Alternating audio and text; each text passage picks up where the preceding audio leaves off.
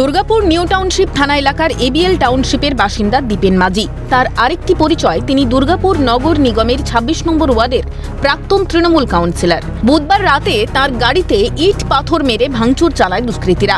গাড়ির পেছনের কাঁচ চুরমার, লুকিং গ্লাস ওয়াইপারও ভেঙে ফেলা হয়েছে। ভেতরে ছড়িয়ে রয়েছে কাঁচ আর ইটের টুকরো। নিউ টাউনশিপ থানায় লিখিত অভিযোগ দায়ের করেছেন প্রাক্তন কাউন্সিলর।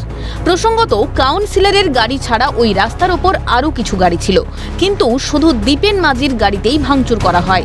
তাই এই ঘটনায় বিরোধীদের দিকে আঙুল তুলে তার অভিযোগ, ভোটের আগে অশান্তি সৃষ্টির জন্যই এই ভাঙচুর।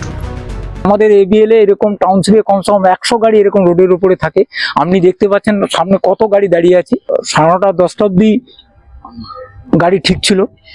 গাড়িটি আমার যে ড্রাইভার তার বাড়ির সামনে ছিল, তার ঠিক 12টার সময় সে যখন ফিরে আর 12:30 নাগাদ তো দেখে যে গাড়িটির পিছনে কাঁচ ভাঙা, ওয়েপার ভাঙা, ডান দিকে লুকিং গ্লাস ভেঙে দিয়েছে।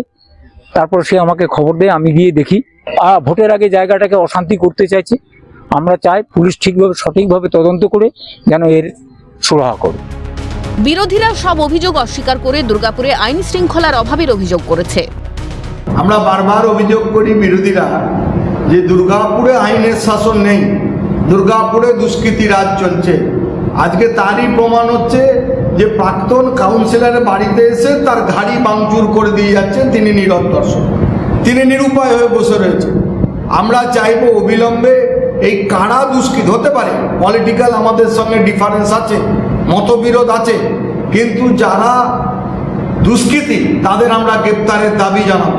সে যেই হোক, যারা তার বাড়িতে এসে তার 4 চাকা গাড়ি ভাঙচুর করেছে, আমরা চাইবো অবিলম্বে ঘটনায় পুলিশ তদন্ত করুক এবং দোষী ব্যক্তিদের চিহ্নিত করে তাদের শাস্তি দানের ব্যবস্থা। শাসক দলের একজন যদি প্রাক্তন পৌরপিতার বাড়িতে গাড়ি ক্ষতিগ্রস্ত হয়, নষ্ট করে দেওয়া হয়, ভাঙচুর করে দেওয়া হয়, তাহলে সাধারণ মানুষের আজকে নিরাপত্তা কোথায়? আমরা তো এই প্রশ্নটাই বলছি।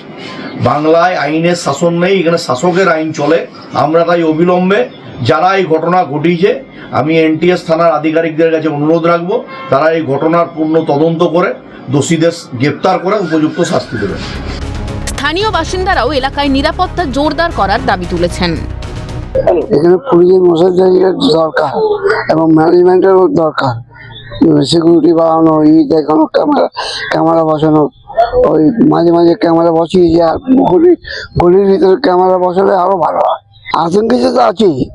আজ এর গাড়ি ভেঙেছে, কালকে আমার গাড়ি রয়েছে ওইখানে, আমার গাড়িও ভাঙতে পারে। সিসি ক্যামেরা লাগালে, এগুলো লাগালে ভালো হয়, যাতে সবাই, শুধু গাড়ি কেন আরো অনেক কিছু আছে, যাতে সবাই ভালোভাবে নিশ্চিন্তভাবে থাকতে পারে। বৃহস্পতিবার সাত সকালে তৃণমূল নেতার গাড়ি ভাঙচুরের ঘটনায় ব্যাপক উত্তেজনা দুর্গাপুরে যে এবিএল টাউনশিপ রয়েছে, সে এবিএল টাউনশিপে। এখন দেখার বিষয় হচ্ছে তদন্ত কোন পথে যায়। দুর্গাপুর থেকে রাজেশ সেনগুপ্ত, ক্যালকাটা নিউজ।